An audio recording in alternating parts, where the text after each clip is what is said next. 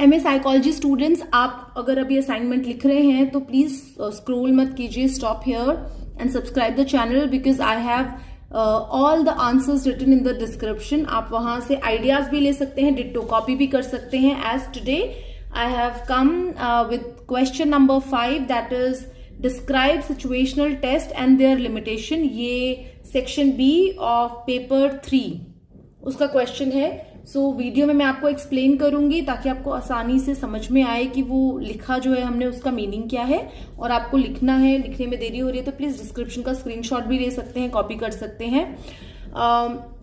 So situational test are like what would you do if you are in that situation.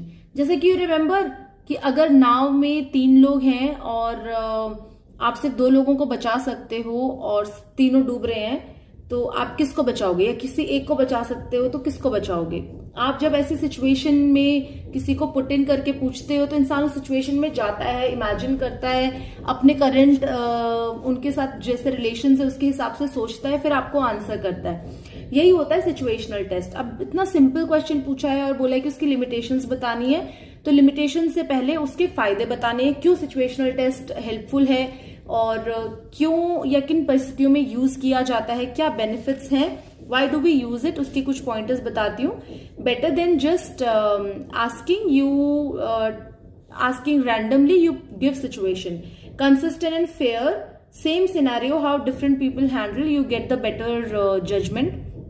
Predicts future performance. If someone handles a scenario well, you'll probably handle a real work problem also well. So ये इसके फायदे हैं. Limitations are first, it is not real, it's hypothetical. Staged environment होता है, bias in design होता है, time and money का बहुत फर्क पड़ता है. There is always limited scope because there can be possibilities of changes, right? So that is how we can answer. And conclude जरूर करना है, किसी भी आंसर को कंक्लूड करना है. कंक्लूजन भी आपको डिस्क्रिप्शन में मिल जाएगा. आप अगर सब्सक्राइब करेंगे तो आपको फ्यूचर में जो एग्जाम्स हम लिखेंगे उसके भी टॉपिक्स का सिंपलेस्ट सोल्यूशन आपको चैनल पे मिलेगा इन द लॉन्गर वीडियोस.